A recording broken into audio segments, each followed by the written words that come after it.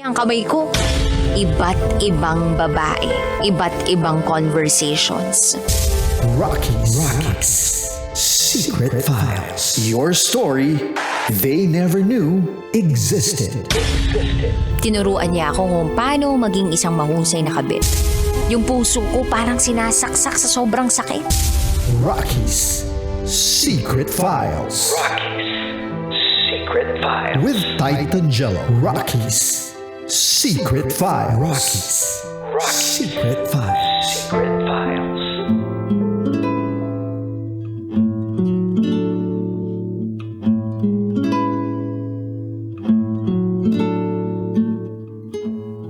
We're back again mga kabisyo. Sa oras natin ngayon na 10:22 PM sa buong kapuluan, kasama nyo pa rin po ang titindig sa mga pinaglalaban ninyo, DJ Titan Jello. Mga kabisyo, napakinggan nga po natin ang kwento ng ating letter sender sa Rocky Secret Files with Titan Jello. Isang tao na umiibig kahit alam niyang kasal na yung tao minamahal niya. Lagi ko nga sinasabi kabisyo na hindi naman masama magmahal. Hindi naman masama umibig. Pero sana kung iibig tayo dun sa taong walang sabit. Sa taong alam mong hindi ka magkakaroon ng problema.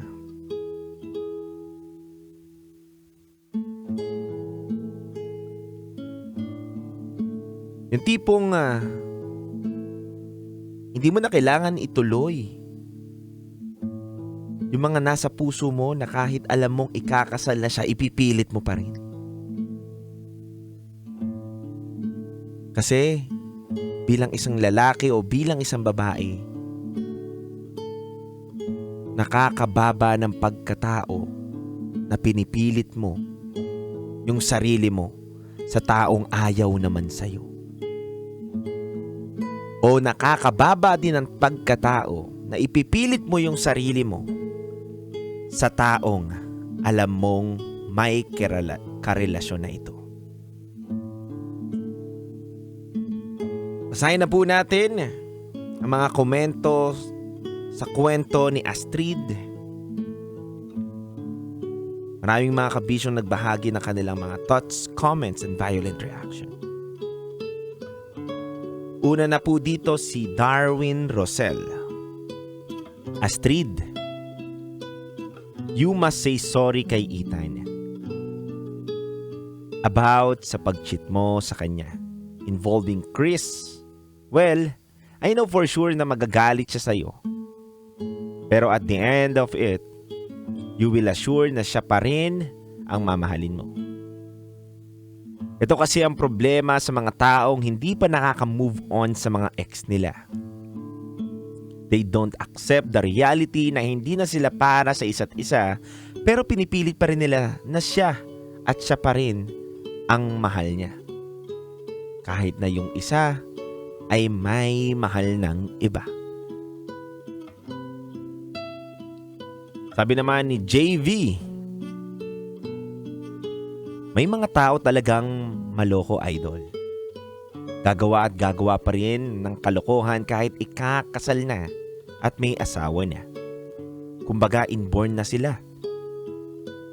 Shoutout sa Team Bulacan Overdrive, lalo na kay Yorme Rojon Gabatino, Sir Alfred at Albert Agustin. Salamat. At buti naman daw natauhan na siya sa mga ginagawa niyang mali. Sabi naman ni Charles Sancho,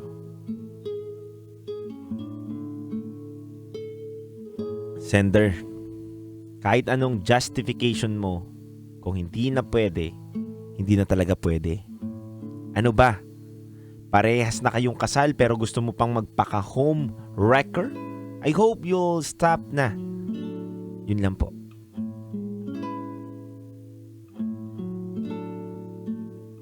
Sabi naman ng ibang kabisyo natin dito, alam mo Astrid, buti na lang natauhan ka.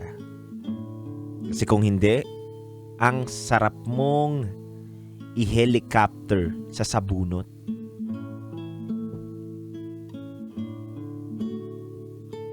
Grabe naman kasi. May asawa na yung tao, gusto mo pang mahalin. Nakakilala ka na nga ng partner mo, gusto mo pa rin siya mahalin.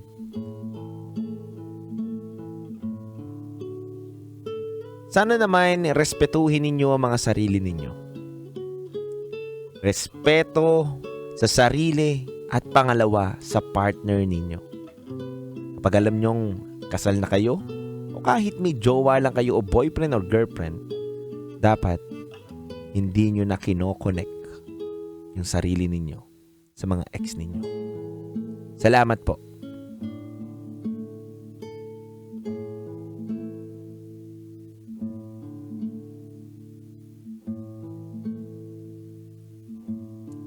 Mga kabisyo, napakinggan po natin ang mga comments, thoughts, violent reaction ng ating mga kabisyo na nagbahagi ang kanilang saloobin sa kwento ni Astrid sa Rocky Secret Files with Titangelo. Para sa aking opinyon,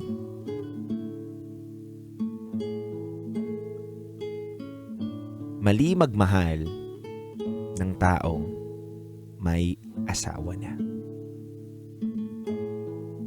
Bukod sa kasalanan sa Diyos, isang paglabag rin po ito sa batas.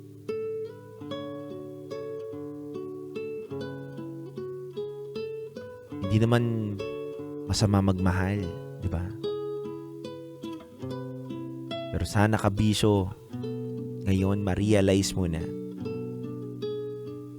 it's about time na respetuhin mo na yung sarili mo at huwag ka nang maghanap pa ng iba. Makontento ka na sa sarili mo, makontento ka na sa partner mo ngayon.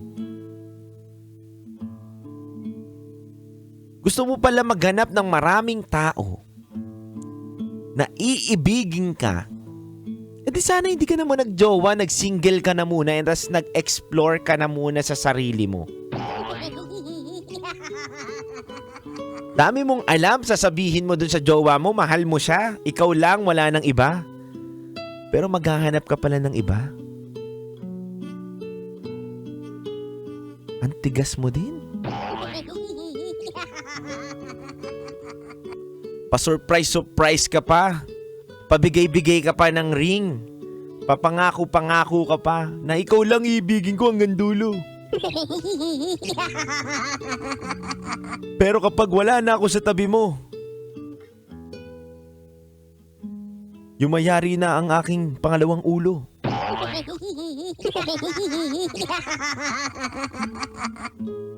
Mga kabisyo, gusto ko lang ipaalala sa inyo na matuto tayo makontento. Makontento sa anong binibigay na pagmamahal ng ating partner. Ulitin ko,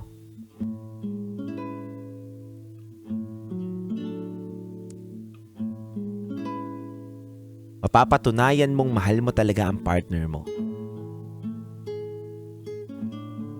kapag sa pinakamagulong sitwasyon ay siya pa rin ang pipiliin mo.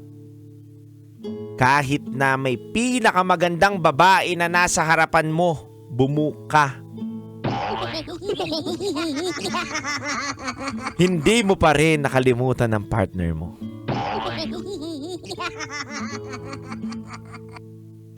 Siya pa rin ang gusto mo. Kahit may babaeng pasayaw-sayaw ngayon sa harapan mo, pilit mo pinipikit ang mata mo at gusto mo nang umuwi at samahan yung partner mo. Yun ang true love. Kaya mga kabisyo, hindi lang po gagamitin ang puso, gamitin din ng utak para magdesisyon at pakiramdaman kung sino bang tamang tao ang ating sasamahan. Lalo na sa buhay pag-ibig. Mga kabisyo, once again, ikay nakatutok sa 90.7 Love Radio. maaari ka na pong tumawag sa ating Viber line na 0916-529-5595. At kung gusto mo po magbahagi din kabisyo ng inyong kwento sa Rocky Secret Files, maaari ka po magpadala ng iyong kwento sa rockitera@gmail.com. At susunod na po na programa, ang Top Secrets. Maaari ka nang tumawag sa 0916-529-5595. Kaya mga kabisyo, sa aking pagbabalik dito lang yan sa 90.7 Love Radio. Kailangan pa bang i-memorize yan? Kasama nyo ang titindig sa mga pinaglalaban ninyo. DJ Titangelo.